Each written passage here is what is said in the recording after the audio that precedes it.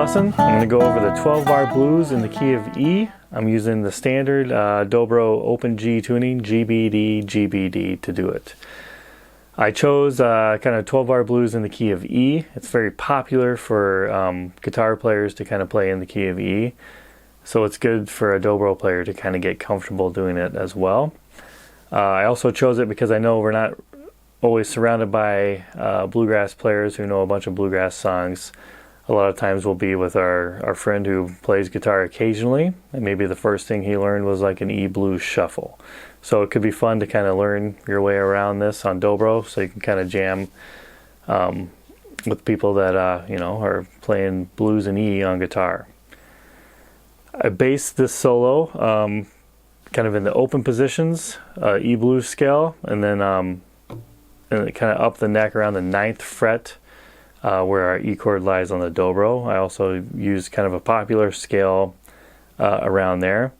I included the 2 scale patterns in kind of an extra tab in this lesson, so you can kind of go over the scales and learn them first if you choose to, or you can kind of dive right in to the other tabs where I've tabbed out each solo break that you heard in the clip before. If you are interested in this lesson, you can get full access to it by clicking on one of the 2 links in the video description below. You can also subscribe to my YouTube channel and email list. My email list has a link in the description below as well. And by doing that, you'll get notified of when I put new lessons up and occasionally some other things Dobro related. Thank you. Here are the first 4 measures played slowly.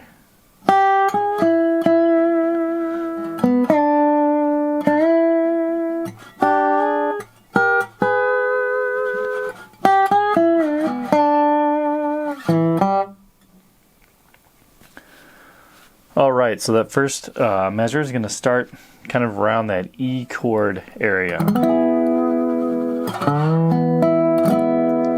So it's going to be kind of based around that 9th fret area. And as you can tell, most of this measure, most of the notes fall on the 9th fret on different strings.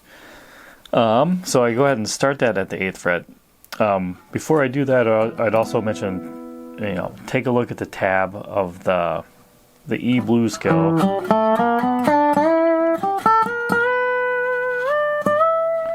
That's kind of based around that 9th fret area. It might kind of help you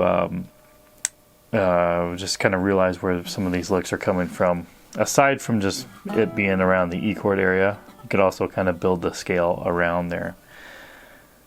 Alright, so that first note's going to be on the 8th fret of that 2nd string, followed by the 9th fret of that 2nd string. I hit both of those with my middle finger of the right hand. And then that's going to be followed by the root of the chord, which is the E. And that's going to be at the 9th fret of the 3rd string. I hit that twice with my thumb.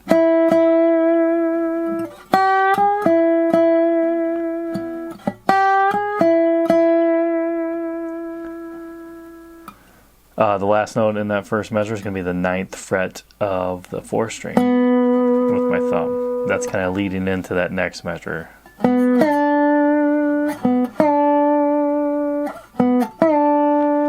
So that first note of the next measure is going to be a quick slide from 9 to 7 on the 3rd string. Then we're going to do a quick slide back up to that root at the 9th fret on the 3rd string with our thumb.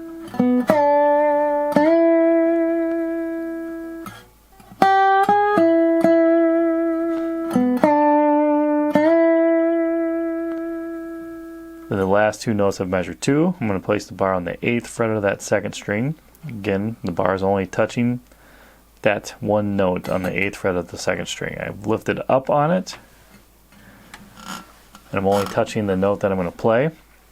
I'm going to hit that note, and I'm also going to hit that 1st string open at the same time, using my index and middle to hit those 2 strings. And that's going to slide into the next measure, up to that 9th fret on the 2nd string. Then I'm going to place the bar, and I'm going to lay it down now. I'm going to hit the 8th fret on the top 2 strings, again using my index and middle. Then I'm going to move it up to the 9th fret and strike those strings again. Right? Again, playing around that E chord area.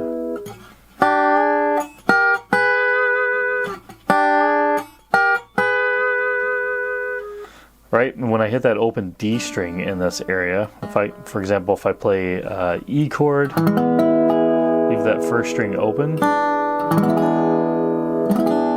that makes it an E7 chord.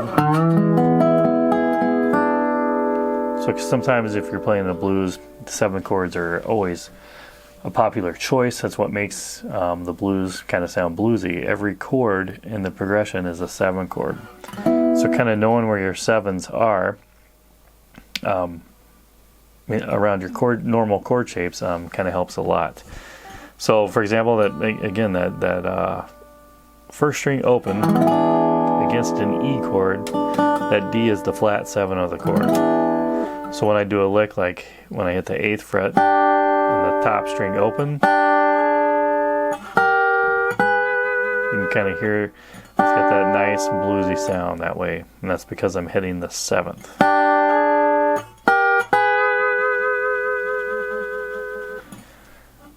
Going to measure 4, kind of got a triplet there to start it off. We're going back to that 8th fret again on that 2nd string. That 8th fret, by the way, is the flat 3rd of the chord. And when I move it up a fret, it becomes the major 3rd of the chord,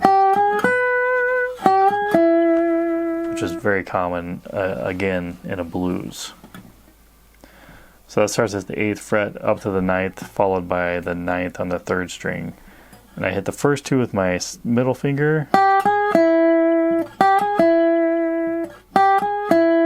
then the last note with my thumb.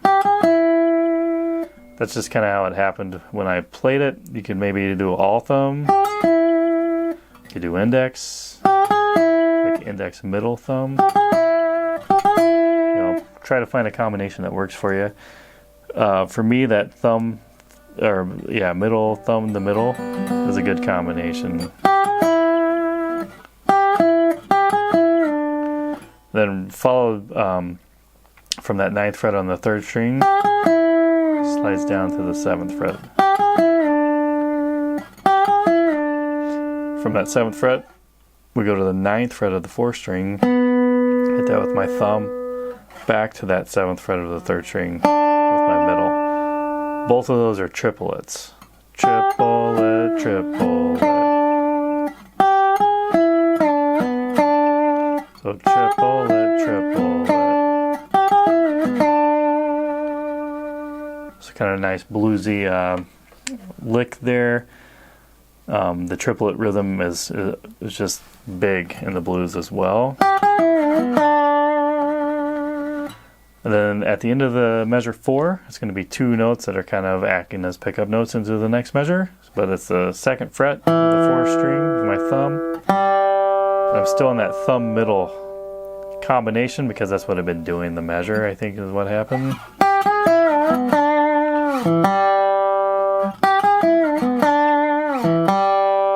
So I just kind of stuck with my right hand, just stuck with that.